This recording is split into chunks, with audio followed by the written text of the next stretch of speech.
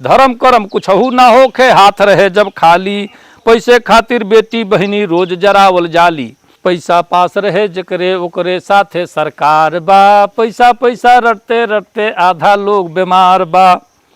कि 100 में 90 गो नीचे से ऊपर ले घुसखोरे, 100 में 90 गो नीचे से ऊपर ले घुसखोरे, हर विभाग की एक भाग में बैठल बाणे चोरे। 100 में 90 गो नीचे से ऊपर ले घुसखोरे, हर विभाग की एक भाग में बैठल बाणे चोरे। कोर्ट कचहरी भीतरी बहरी पैसे के दरकार बा, कोर्ट कचहरी भीतरी बहरी पैसे के दरकार बा, पैसा पैसा रटते रटते आधा लोग बीमार बा। कि बा ईमान अनमोल तबो पैसा पर लोग खरीदे, बा ईमान अनमोल तबो पैसा पर लोग खरीदे, बकरा के असली कीमत बतला दे ला बकरी दे। पैसे कैसे आई सबका ऊपर भूत सवार बा, पैसे कैसे आई सबका ऊपर भूत सवार बा, पैसा पैसा रटते रटते आधा लोग बीमार बा।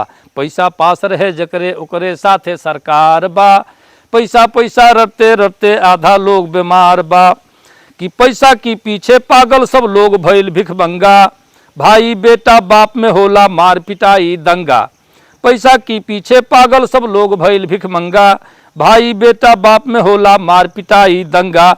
नंगा नाच दिखाई देखी पैसा से जब प्यार बा, पैसा पैसा रटते रटते आधा लोग बीमार बा। कि पैसा पैसा रटते रटते आधा लोग बीमार बा। कत्ल डकैती लूट घोटाला पैसे खातिर होता, कत्ल डकैती लूट घोटाला पैसे खातिर होता, कथा जोग सत्संग प्रवचन सुने समझे श्रोता। कत्ल डकैती लूट घोटाला पैसे खातिर होता, कथा जोग सत्संग प्रवचन सुने समझे श्रोता। पैसे की चलते दुनिया में इतना अत्याचार बा, पैसे की चलते दुनिया में इतना अत्याचार बा, पैसा पैसा रटते रटते आधा लोग बीमार बा। कि धर्म कर्म कुछहू ना होखे हाथ रहे जब खाली, धर्म कर्म कुछहू ना होखे हाथ रहे जब खाली, पैसे खातिर बेटी बहिनी रोज जरावल जाली। धर्म कर्म कुछहू ना होखे हाथ रहे जब खाली, पैसे खातिर बेटी बहिनी रोज जरावल जाली। प्रेमी पैसा हाय हाय करे ओके धिक्कार बा, प्रेमी पैसा हाय हाय करे ओकर धिक्कार बा, पैसा पैसा रटते रटते आधा लोग बीमार बा।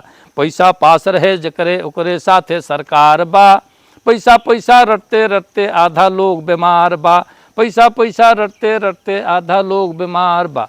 मित्रों, आपको ये कविता कैसी लगी अपनी प्रतिक्रिया कमेंट बॉक्स में दीजिएगा और साथ साथ मेरे चैनल को सब्सक्राइब कीजिए, मित्रों में शेयर करिए। अगले वीडियो में फिर से मुलाकात होगी। नमस्कार।